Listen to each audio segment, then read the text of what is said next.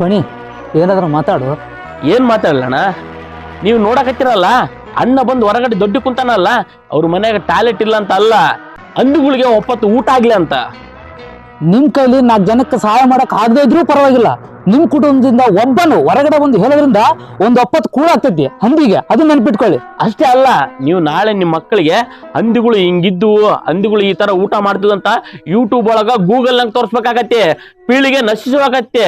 ಒಂದು ಜೀವ ಉಳಿಸೋದು ನಿಮ್ ಕೈ ಒಳಗೈತೆ. ಮನುಷ್ಯರಾದ್ರೆ ಹೊಟ್ಟೆ ಸಿತ್ತೈತಿ ಅನ್ನ ಹಾಕ್ರಂತ ಬಾಯ್ ತೆಗೆದು ಕೇಳ್ತಾರ, ಹಂದಿಗಳು ಹೆಂಗ್ ಕೇಳ್ತಾವಪ್ಪ?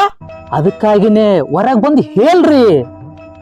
ಅಣ್ಣ, ಇವ್ರಿಗೆ ಅದೆಲ್ಲ ಅರ್ಥ ಆಗ್ಬೇಕು. ಇವ್ರು ಕಕ್ಕ ದೊಡ್ಡಿ ಅನ್ನೋದು ಕೇಳಕ ಮುಟ್ಟಕ ನಾಚ್ಕೊಂಡವ್ರು. ನೀವು ಹಂದಿಗಳು ಭೇದ ಭಾವ ಇಲ್ದೆ ಯಾರು ಮಾಡಿರ್ತಾರ ನೋಡ್ದೆ ಬಂದು ತಿಂದು ಊರ್ನ ಸ್ವಚ್ಛವಾಗಿಡ್ತೈತೆ. ನಿಮ್ಗೆ ಏನ್ ಗೊತ್ತಾಗ್ಬೇಕು? ಪಣಿ ತೊಟ್ಟಿಗೆ ನಂಗೆ ನೀರು ಇಲ್ದಾಗ ಮಾಡ್ತಲ್ವ? ಸೊಪ್ಪು ತಗೊಂಡ್ ವರ್ಷ ಅಣ್ಣ.